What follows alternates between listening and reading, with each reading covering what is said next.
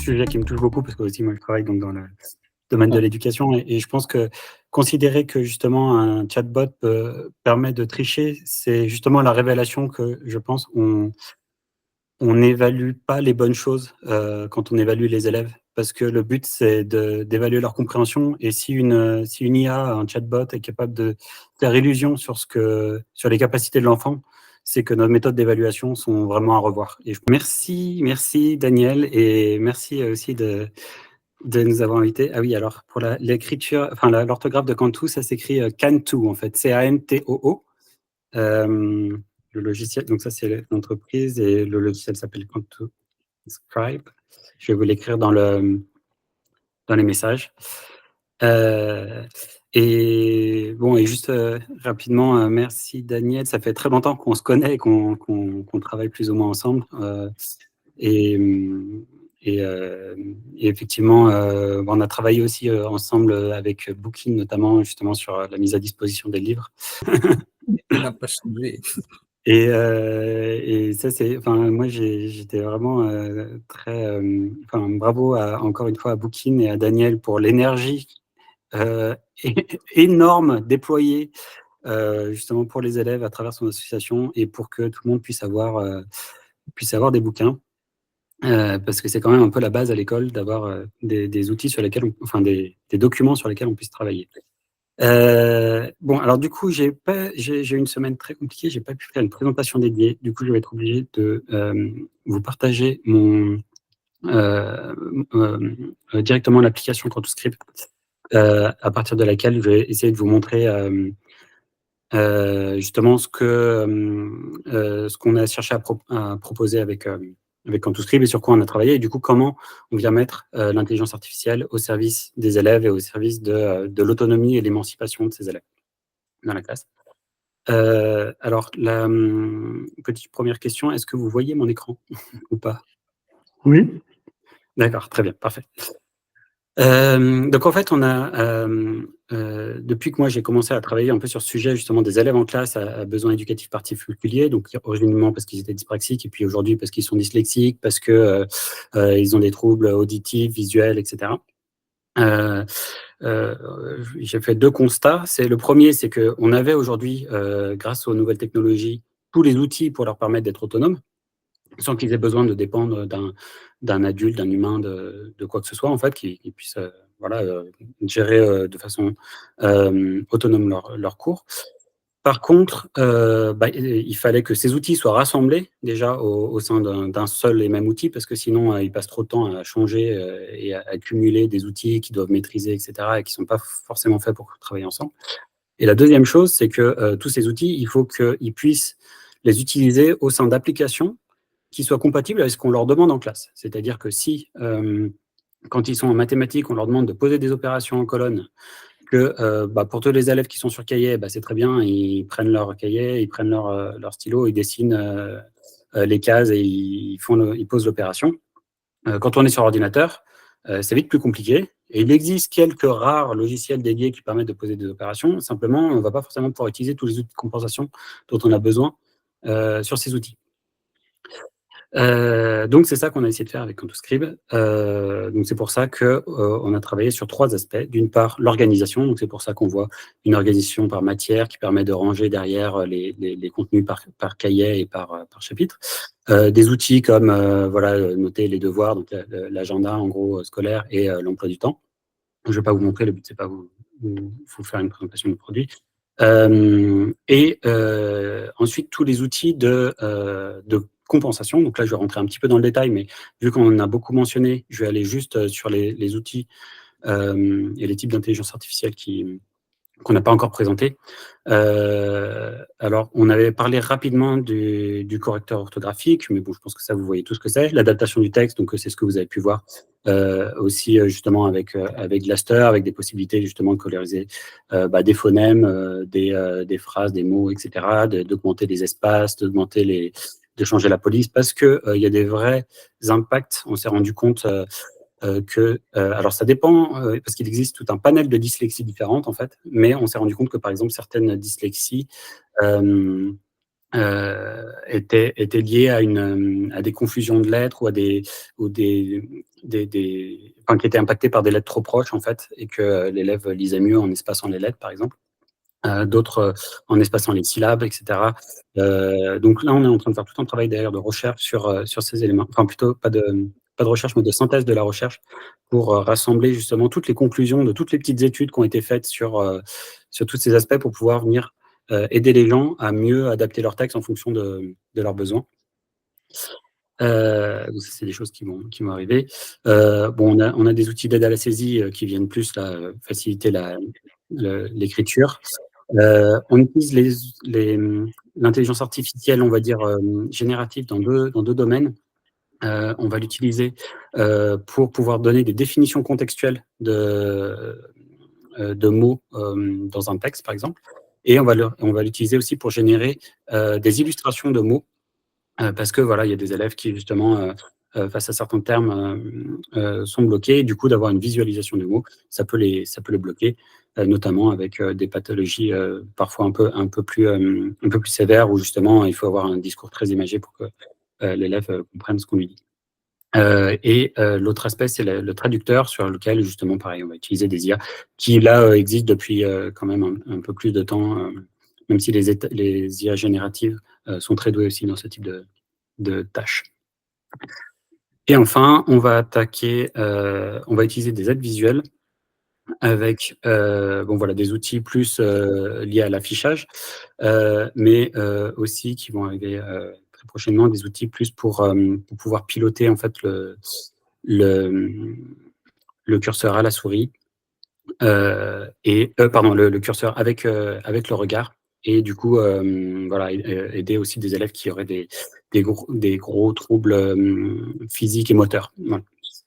Derrière, on a la lecture vocale, la dictée vocale qu'on vous a déjà présentée, et les notes vocales qui permettent de faire des notes vocales comme on a pu le voir avec WhatsApp, et qui vont permettre aussi d'avoir une transcription de la note vocale. Et cette transcription va permettre de passer très facilement de l'oral à l'écrit et d'avoir une vraie aide pour les élèves.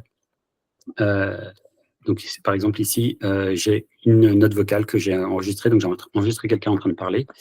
Donc, je vais pouvoir... Alors, il faudra faire l'exercice 1, page 44. Voilà, donc vous avez un exemple d'exercice qui pourrait être donné. Et tout de suite, on a la transcription avec la mise en forme des phonèmes. Par exemple, ici, on peut imaginer qu'on était en train de travailler le son O, ou que l'élève a du mal un peu à l'identifier, notamment quand il s'écrit AU. Et du coup, on va pouvoir l'aider comme ça. Et du coup, il a ce parallèle entre l'oral et l'écrit, ce qui peut aider beaucoup de troubles, en fait, parce que justement, quand on est en difficulté, que ce soit à l'oral ou à l'écrit, de pouvoir faire les liens entre oral et écrit à la demande, autant de fois qu'on en a besoin, ça permet énormément de progresser et de contourner aussi les difficultés. Comme l'avait signalé Daniel, une des grosses difficultés à l'école, c'est que les handicaps qui touchent la lecture, en fait, on pense que c'est embêtant pour les activités de lecture, donc au français. En fait, c'est une pénalité dans toutes les matières. En fait, c'est vraiment quelque chose qui, s'il n'est pas pris en compte, envoie l'élève tout droit vers l'échec scolaire pour des raisons qui sont un peu absurdes. Parce que en fait, l'élève, il peut avoir des très bonnes compétences, pardon, notamment en mathématiques, en sciences, etc. Et simplement, comme il comprend mal l'énoncé, il va passer complètement à côté de sa scolarité. Et il va répondre à côté des questions, alors qu'il est pourtant capable de travailler dessus. Cette fonction de note vocale me plaît beaucoup, elle est peu répandue.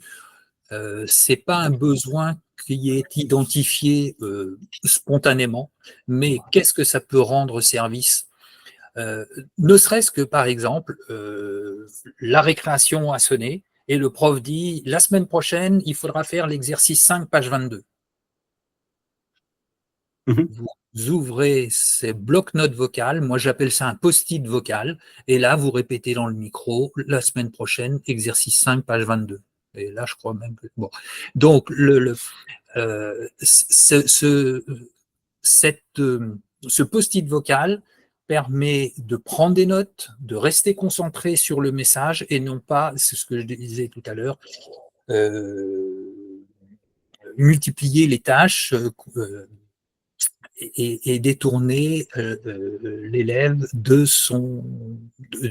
la prise de notes et de suivre le cours, etc. Donc, voilà, j'associe ça à plus un post-it vocal, un rappel. Il n'y a pas que ça, bien sûr. Et c'est très, très intéressant aussi pour les langues étrangères qui sont d'abord apprises à l'oral avant d'être apprises et maîtrisées à l'écrit. Je te redonne la parole. Je suis bavard. Oui. Hein. Non, tu as tout à fait raison de préciser ça. Donc voilà, bon, je voulais juste un peu montrer. Donc ça, c'est vraiment les outils de compensation qui vont faire le set de base à partir duquel l'élève va pouvoir travailler et être autonome. Maintenant, il faut que ces outils ils soient pertinents et utilisables dans tous les types d'activités auxquelles il va être confronté au quotidien. Donc, une première question, c'est les formules mathématiques, qui est une des grosses tannées, on va dire, auxquelles l'élève peut être confronté en classe, parce que écrire un cours de mathématiques avec un ordinateur, c'est vite compliqué à cause des formules. Nous, on a un outil qui va permettre, et donc là, on a plusieurs intelligences artificielles qui viennent travailler là-dessus, qui va permettre soit d'écrire le texte en français, donc par exemple A sur racine de 2. On peut écrire n'importe quelle formule de cette façon. Et elle est mise en forme. Soit utiliser une liste de références, de commandes de référence pour s'aider un peu. Par exemple, si je ne sais pas écrire comment écrire un système d'équations, je vais pouvoir cliquer ici, avoir un exemple et derrière pouvoir modifier mon système. Soit simplement dessiner la formule. Donc, hop, 1 sur 2, par exemple. Donc, alors, je suis au stylet, c'est pas forcément facile. Mais vous voyez que le texte a bien été reconnu et je vais pouvoir transférer. Si j'ai activé la reconnaissance vocale, que je vais faire maintenant, alors je vais pas télécharger de langue, dommage, je vais peut-être le faire rapidement. C'est un petit modèle de français. Hop. Voilà, donc là, on a un modèle qui est petit, donc qui n'est pas forcément très efficace. C'est plutôt pour les appareils qui n'auraient pas beaucoup enfin, pour les vieux appareils. Mais ici, je vais pouvoir dicter ma formule, en fait. Et derrière, elle sera mise en forme parce que vu que ça va écrire du français et que nous, on est capable de transformer le français en formule, ça va permettre d'obtenir directement la formule mathématique. Une dernière option, c'est que quand on écrit, on a souvent besoin de le faire dans le traitement de texte et du coup, on a un petit raccourci qui permet avec un double point-virgule d'écrire directement dans le texte pour gagner du temps et d'avoir la formule transformée. Voilà, et donc ça peut accompagner l'élève du primaire jusqu'au supérieur parce que, comme on a montré, on a les systèmes d'équations, on a les dérivés partiels, enfin tout ce que vous voulez qui peut aller très haut niveau. Et comme je suis très auto-centré sur les PDF, j'avais un livre de mathématiques dont la réponse est racine carrée de 2/3.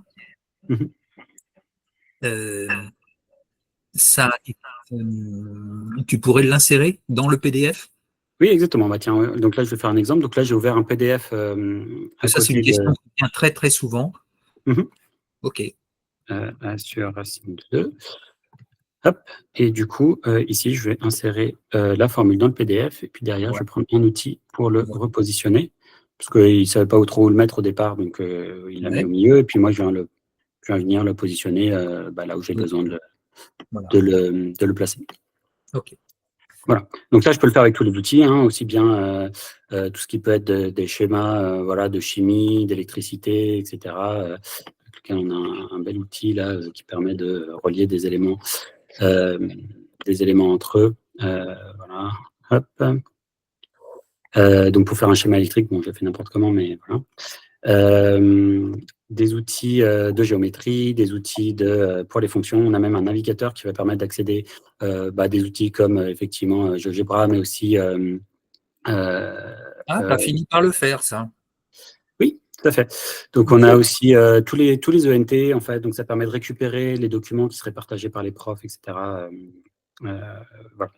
Bon, bref, je vais pas trop me perdre parce qu'effectivement, je ne voulais pas faire une présentation produit, ce n'était pas l'objectif. Ce que je vais vous montrer, c'est comment, pardon, l'outil va permettre d'utiliser l'intelligence artificielle sur les différents supports en fait, qui vont être fournis par l'enseignant. Donc, en gros, dans le traitement de texte, c'est un traitement de texte un peu particulier parce qu'on peut insérer des fichiers. Donc, justement, si je double-clique sur un fichier, il vient directement s'ouvrir ici et on va avoir le même outil que Glaster qui vient permettre d'extraire le texte. Alors, je sais juste que sur cet extrait-là, il y avait un petit souci parce que les textes, en fait, il essaie de lire ces trucs-là qui sont très, très petits et qu'il n'a pas réussi à le faire. Je vais juste ouvrir un autre PDF si j'en ai un. Et j'en ai pas sur cet ordinateur, bien entendu. Et ben voilà, tiens, très bien. Est-ce que je l'ai? Non, je sais pas ce que c'est que ce PDF en fait.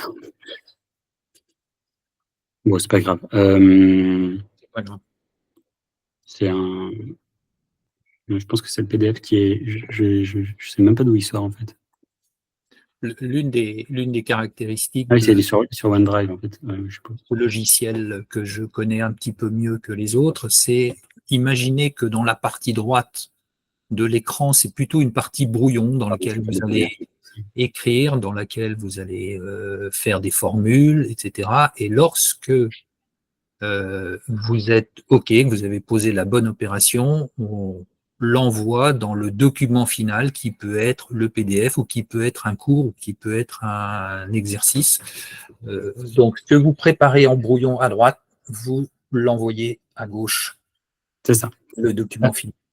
Oui, j'essaierai de trouver un PDF tout à l'heure. Je vais vous montrer sur d'autres types de documents, donc les e-books et les docx. En fait, donc ça se présente comme ça. On a la possibilité de naviguer. On voit l'adaptation du texte qui suit mes recommandations. Donc là, j'ai toujours les hauts qui sont mis en rouge. Et on a une synthèse vocale. Je demande pardon aux enfants d'avoir dédié ce livre à une grande personne. Donc voilà, on a une lecture vocale qui vient lire ça. On peut changer la voix. On a plusieurs types de voix différentes, etc. On peut avoir des voix d'enfants, d'adultes, de femmes, d'hommes, etc. Pour les docx, j'en avais un, il me semble, ici. J'en avais un. Non, j'en ai pas. Et j'en ai pas sur mon ordinateur. C'est parfait. Je suis désolé, j'ai pas eu le temps de préparer correctement. Si tu m'en voudras pas trop, Daniel, j'espère. Là, on est plutôt sur la proportionnalité. Ne rentre peut-être pas trop, François, si je peux me permettre, dans la présentation du je voulais juste un docx. Mais là, vous avez trouvé qu'il y a c'est vraiment la concrétisation que dans ce logiciel-là. Je ne suis pas en train particulièrement de faire ta pub, mais c'est la réflexion. Vous voyez, François et moi, on discute depuis très très longtemps sur l'outil idéal d'intégration. C'est un logiciel dans lequel tu as, ce que je disais tout à l'heure, renfermé toutes les fonctionnalités pour interagir avec tous les documents. Donc là, c'est vraiment la preuve qu'une personne dyslexique qui fait des fautes d'orthographe, elle va utiliser la reconnaissance vocale et ton correcteur orthographique, qui est basé sur l'intelligence artificielle. Ça, je ne le savais pas il y a encore 8 jours. Pour compenser les troubles de la lecture, il fut un temps où je t'avais dit, bah tiens, voilà, dans tel logiciel, comment il y a la compensation de l'écriture, et 15 jours après, tu me montrais que tu maîtrisais ça, donc on peut modifier bien l'écriture, et puis s'intégrer dans une classe. Voilà, bon, je suis en train de combler un peu le silence, mais ce que je veux dire, c'est que dans cet outil-là, il y a vraiment... C'est plus qu'un lecteur immersif, si vous voyez ce que je veux dire. Ça a vraiment été réfléchi pour des 10 dans lequel on doit être en capacité de trouver tout ce dont on attend. Et surtout, dans ce... Là, je te redonne la parole, c'est ton profil d'ingénieur central, hein, je crois que tu as fait, hein, c'est ça, oui, et ben c'est le côté scientifique. Travailler avec les maths, c'est, je crois, encore une fois, je ne vais pas faire la promotion de Cantou particulièrement, mais si on veut compenser des troubles mathématiques, c'est certainement avec cet outil-là aujourd'hui qu'on fait le plus de choses. Voilà. Bon. Et vous avez le droit de me contredire dans le chat. Voilà. Et donc derrière se pose la question, parce que donc nous notre objectif ça a toujours été comment dire d'intégrer le meilleur de ce qui se fait en termes de technologie au service des élèves à besoins éducatifs particuliers. Et donc là effectivement de plus en plus les dernières nouveautés, je pense que ça a échappé à personne, c'est l'intelligence, enfin c'est l'IA générative. Donc c'est pour ça qu'on travaille sur aussi sur comment, enfin on a toute une réflexion de comment faire en sorte que ça puisse aider au mieux les élèves justement dans leur parcours scolaire. C'est pour ça que la réflexion sur les évaluations, sur comment on évalue les élèves, est-ce que c'est de la triche, etc. C'est des choses qui sont aussi au cœur de nos réflexions. Nos réflexions, c'est comment on va pouvoir faire en sorte que qu'est-ce qu'on va pouvoir apporter en fait aux élèves grâce à ces intelligences génératives pour les aider à être plus autonomes dans la classe. Et c'est pour ça qu'on travaille avec cette fois plutôt l'éducation nationale pour essayer de mettre ces outils au service, notamment dans un premier temps de l'apprentissage des langues vivantes, parce qu'on s'est rendu compte que les dyslexiques avaient des grosses difficultés dans les langues et que en fait, en plus, ils n'étaient pas les seuls, parce que d'une manière générale aussi, en France, on a un petit peu du mal avec l'apprentissage des langues étrangères. Et du coup, c'est dans cette perspective-là qu'on va voir on est en train de travailler sur un outil justement d'apprentissage des langues partiellement autonomes, on va dire, et supervisé par l'enseignant. Voilà un petit peu là-dessus. Alors après, il y a deux autres choses sur lesquelles on est en train de travailler qui font aussi énormément appel à l'intelligence artificielle. Donc, comme je disais, il y avait l'analyse du regard. Donc là, on va utiliser la caméra frontale pour analyser l'iris, en fait, et pouvoir diriger le pointeur grâce à cette analyse du regard. Ça va aussi nous permettre de détecter un peu, parce qu'il y a des études qui ont été faites sur comment le regard, lors de la lecture d'un texte, changeait lorsqu'on était entre un élève dyslexique et un élève neurotypique. Et du coup, grâce à ça, on va pouvoir aussi mieux paramétrer le logiciel pour les besoins de l'élève. Et le dernier point, c'est pardon, j'ai perdu mon fil. L'intelligence artificielle, c'était sur peut-être par rapport au projet d'éducation nationale, peut-être. Non, la commande vocale, du coup. Voilà, parce que le projet de l'éducation nationale, comme je disais, donc là, c'est plutôt avec des intelligences type ChatGPT, donc plutôt type chatbot, avec l'objectif d'apprendre les langues, en utilisant aussi tous nos outils de reconnaissance vocale et de synthèse vocale dans les différentes langues pour gérer ça. Et le dernier, c'est la commande vocale, donc là, qui vient permettre qui vise à piloter l'application justement par la voix pour tous les élèves qui ne seraient pas en mesure d'utiliser d'autres moyens comme la souris ou comme le trackpad ou comme voilà, tous ces outils-là. Et notamment, se posent toutes les questions de comment on fait de la géométrie à la voix, par exemple. Et voilà, c'est tous ces genres de défis sur lesquels on travaille. Et ce qu'il faut bien comprendre pour revenir un petit peu plus sur comment fonctionne l'IA, parce que vous avez des choses plus didactiques précédemment. Aujourd'hui, en fait, on a toujours eu dans l'intelligence artificielle, comment dire, ce qu'on appelle depuis ce qu'on a appelé les réseaux de neurones. On a cette capacité à entraîner des IA sur une tâche particulière sans avoir besoin de coder quoi que ce soit, sans avoir besoin de nous-mêmes comprendre quelle est la meilleure façon de faire. On va simplement entraîner l'IA qui, elle, va trouver toute seule les façons de faire au mieux cette tâche-là. Et aujourd'hui, les chatbots, c'est d'abord une IA qui est entraînée très fortement à comprendre, en gros, le texte et l'intention d'un texte. Ensuite, une IA qui est entraînée sur tout le volume d'informations, on va dire, d'Internet, et qui a pour vocation, en gros, de créer des relations en fait entre les éléments qui sont trouvés sur Internet.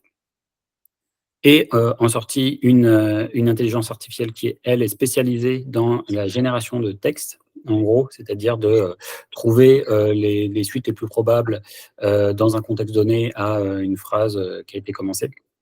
Et en mettant ces 3 éléments bout à bout, en fait, on arrive à un chatbot qui permet de comprendre ce qu'on vient lui fournir comme information, traiter la demande basée sur le jeu de connaissances, on va dire, de l'intelligence artificielle, et en sortie, générer une réponse qui est dans un format lisse qui correspond à ce à quoi on est habitué, et ce à quoi on est confronté aujourd'hui.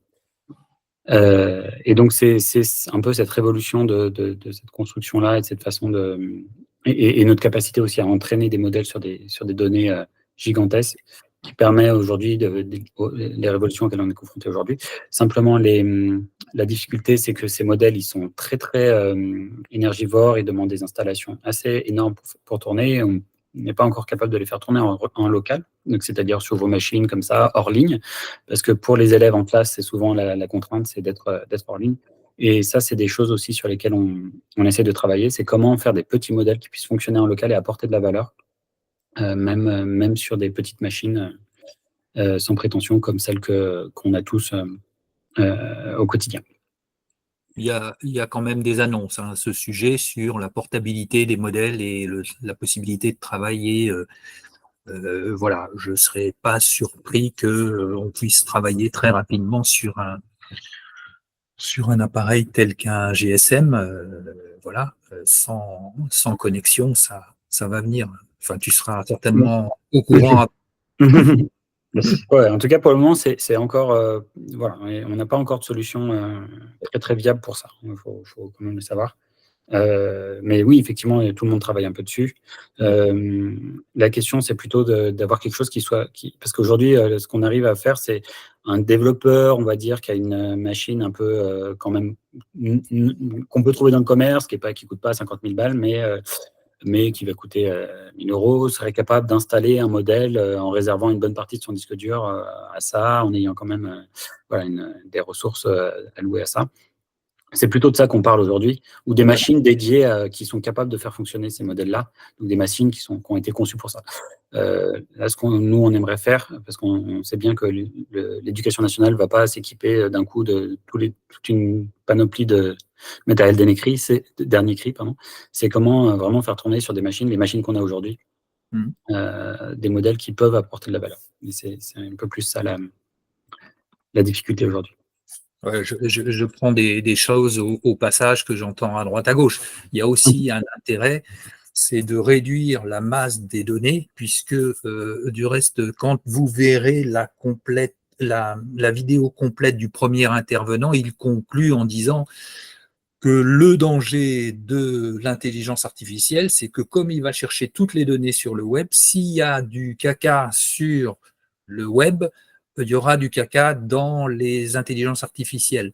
Donc, effectivement, il y a une solution aussi, c'est de choisir les documents, des documents fiables, repérés comme étant non pollués de fake news, etc. Et de façon à ce que la référentiel de vocabulaire, vous avez compris un petit peu comment ça marchait, soit restreint à des sources plus sûres. C'est peut-être ça aussi, plus restreinte et plus sûre. Il y a Émilie qui disait, alors ça c'est un problème technique, on le prendra en note. Émilie, je vous invite à re-rentrer en contact avec François sur son site cantou.com ou fr. Oui, c'est ça. Et on a en permanence un chat qui est ouvert. Alors, c'est Cantou, c'est cantou.fr. C'est anto.fr, oui. C'est anto.fr. D'accord. Et vous avez un chat alors vous avez en première instance un chat automatique, on va dire, pour essayer d'apporter des réponses immédiates. Mais vous pouvez switcher à n'importe quel moment avec un vrai chat. Et nous, on a des gens La question d'Emilie, c'était effectivement récupérer les notes qu'elle doit prendre depuis assez longtemps sur OneNote pour les mettre dans le cartable Cantu. Oui, mais on peut faire un glisser-déposer en fait dans les cartables. Alors pas dans ce format-là parce qu'on l'a pas encore mis, mais vous pouvez glisser-déposer ou emporter en fait des documents sous format DocX ou n'importe quoi. Ils vont tous se mettre là-dedans en fait. Voilà. Slava qui nous demande si la dictée est possible en plusieurs langues. Oui. Est-ce que le logiciel est aussi disponible en plusieurs langues? Oui, alors aujourd'hui, tout le logiciel, toute l'interface est traduite en anglais, en français et en portugais. Et sinon, au niveau des langues, bah, comme vous avez vu, il y a quand même beaucoup de choses. C'est à peu près pareil pour tous les outils. Et aussi, j'ai oublié de préciser qu'il est gratuit pour les particuliers, à part quelques fonctionnalités qui, nous coûtent de l'argent et du coup qu'on n'a pas pu mettre gratuitement, notamment tout ce qui nécessite des serveurs, des choses comme ça. Mais sinon, pour les personnes qui ne sont pas dans l'éducation nationale, on va dire. Donc, tu peux reformuler quand même cette proposition. Donc, c'est un logiciel gratuit pour les particuliers? C'est ça. Par quelques fonctionnalités qu'on doit retrouver sur ton site. D'accord, ok. Oui, c'est ça, exactement. Donc, voilà, n'hésitez pas au moins à tester. De toute façon, ça, voilà, on vous encourage. Et puis après, vous voyez si les fonctionnalités payantes vous intéressent. Nous, on essaie plutôt de travailler avec. On a décidé justement de laisser gratuit pour les parents d'élèves, pour les associations, pour les individuels, en gros, qui cherchent vraiment d'expérimenter une solution. Et par contre, d'essayer de travailler plutôt auprès de l'éducation nationale pour les sensibiliser sur ces sujets-là, pour leur faire prendre conscience qu'il y avait beaucoup d'élèves dans leur classe qui avaient des besoins qui n'étaient même pas identifiés, en fait. Et justement de financer par ce biais-là plutôt l'utilisation dans la classe, en fait, montrer qu'en fait, le handicap pouvait être un facteur de progression globale de toute la classe parce que en intégrant des outils comme ça, on avait pas mal d'outils pédagogiques qui étaient inclus dans ce type d'outils, notamment comme je parlais des langues. Là, on a une synthèse vocale qui fonctionne dans plusieurs langues, on a des correcteurs orthographiques qui fonctionnent dans plusieurs langues, et du coup, on a un usage de l'application qui peut servir pour tous les élèves, pour l'apprentissage de l'anglais, pour l'apprentissage de l'italien, de l'espagnol, etc. Du reste, tout ça, c'est confirmé par le commentaire d'après de Marie qui dit « Je suis enseignante en primaire et j'utilise Cantu avec un élève depuis 1 mois. » Alors, je lui ai demandé « Alors, ça se passe bien? Il y a beaucoup de choses à voir, n'est-ce pas? Parce qu'effectivement, il y a beaucoup de fonctionnalités dans ce logiciel. Et elle me dit « Le retour est très positif et permet à mon élève de faire tout simplement. » Écoutez, on est ravis de l'apprendre et nous, ça nous fait toujours plaisir. Voilà. Si ça vous rend service. Tu l'as payé combien, Marie? Non, heureusement, on reçoit beaucoup de messages comme ça, donc on est vraiment content de ça, parce qu'on a l'impression du coup de servir à quelque chose. Ça fait toujours plaisir. Surtout que ça a été un long parcours pour arriver jusqu'ici, et Daniel, c'est pas Daniel qui dira le contraire. Voilà. Donc, il y a Marie qui voudrait parler, donc allez-y, Marie. Oui, bonjour. Oui, alors voilà, moi je l'utilise depuis donc 1 mois, sachant que personnellement j'ai 2 enfants qui sont déjà sur ordinateur, mais pas avec Cantu. Et en fait, moi je suis partie sur Cantu parce que je fais partie des TNE, Territoires numériques éducatifs, donc on savait qu'on avait un accès gratuit. Oui. Et donc voilà, donc c'est vrai que c'est intéressant, et pour le coup, moi j'ai un élève qui a du mal à travailler tout simplement. Et même à écrire l'ordinateur, c'est compliqué. Et là, pour le coup, avec la dictée vocale, voilà, il a réussi à faire une dictée hier, et en fait, il était impressionné par ce qu'il pouvait faire. L'ordinateur qui écrit, enfin, les mots, on choisit les mots, la prédiction et tout. Et franchement, ouais, c'est quand même chouette. J'aimerais dire quelque chose qui vient là-dedans, parce que peu importe en fait quel outil vous utilisez, que ce soit Cantu, en plus il y en a pas mal qui peuvent être complémentaires selon les situations, etc. Nous en plus on est très focalisé éducation, mais voilà, il peut y avoir d'autres cas d'usage.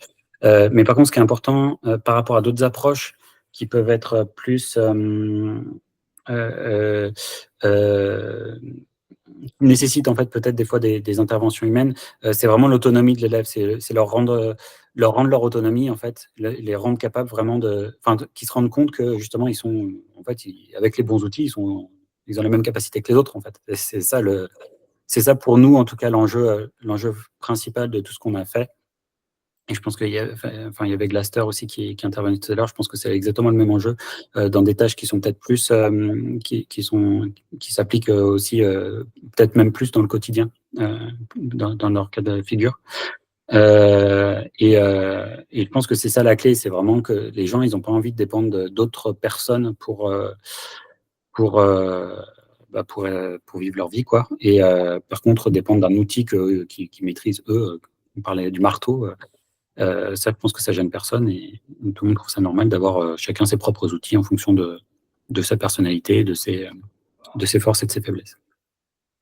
Et vous Voilà, pensez et juste, je voulais revenir sur la triche, parce que forcément, j'ai eu des remarques d'autres élèves en disant, mais en fait, c'est de la triche parce que c'est pas lui qui t'a. Enfin, voilà. Et je trouve que c'est après former les élèves aussi à voir l'intérêt de l'outil et de la compensation, comme un myope qui a des lunettes ou. Enfin, voilà. C'est vraiment aussi une éducation, je trouve, de tout le monde éducatif, en fait, autour des élèves. Ah, tout à fait. Et là-dessus, d'ailleurs, on peut, il y a nous, on a eu des débats assez intéressants là-dessus parce que et c'est vrai que c'est un vrai sujet. Alors nous, de toute façon, on a intégré un système qui permet, lors des évaluations, de choisir quels outils sont autorisés ou pas, parce que voilà. Donc au début d'un test, en fait, on a tous les outils qui pourraient être considérés comme de la compensation et de la surcompensation, on va dire, et qu'on va pouvoir limiter. Mais le débat derrière, c'est OK, une dictée avec un correcteur orthographique, par exemple, est-ce que ça reste pertinent? Donc là, honnêtement, il y a des avis pour, des avis contre, et il y a une vraie discussion à avoir. Par contre, là où tout le monde est unanime, c'est que une évaluation de mathématiques dans laquelle on a activé l'outil de dictée vocale, de correcteur orthographique, etc. Il n'y a absolument aucune raison pour laquelle ça soit surcompensateur et pour laquelle ça pourrait être de la triche. Et pourtant, si on lui met pas ces outils à disposition, là, l'élève, il est vraiment pénalisé, il n'est plus du tout à égalité avec les autres. Et c'est ça qu'il faut aussi prendre conscience, c'est qu'on évalue les gens sur des tâches précises et pour vérifier un point précis de sa compréhension et de son évolution. Et du coup, peut-être que le correcteur orthographique n'est pas pertinent dans certaines tâches particulières quand on veut vraiment justement lui faire un exercice de grammaire. Et là, pourquoi pas. Par contre, dans toutes les autres tâches, non, s'il en a besoin, il en a besoin et il n'y a aucune raison de l'enlever. C'est comme en éducation physique d'ailleurs, quand un élève a des difficultés physique pour faire certaines tâches, on lui fait une évaluation adaptée, c'est-à-dire que voilà, s'il est en fauteuil roulant, on va pas l'évaluer sur le 100 mètres, mais on va peut-être l'évaluer sur d'autres types d'activités qu'il pourrait faire, ou peut-être qu'il y a des adaptations, des courses justement en fauteuil roulant, je sais pas, qui sont adaptées avec peut-être des barèmes justement adaptés aussi là-dessus. J'en ai aucune idée, hein, mais simplement justement on va réfléchir à comment on peut évaluer l'élève justement sur ses capacités physiques, mais pas en lui faisant passer la même épreuve que les autres. Et ça nous paraît évident dans une activité, quand on parle de handicap visible. Et pour les handicaps invisibles, comme la dyslexie et la dyspraxie, c'est là qu'il y a vraiment de la pédagogie à faire auprès des enseignants.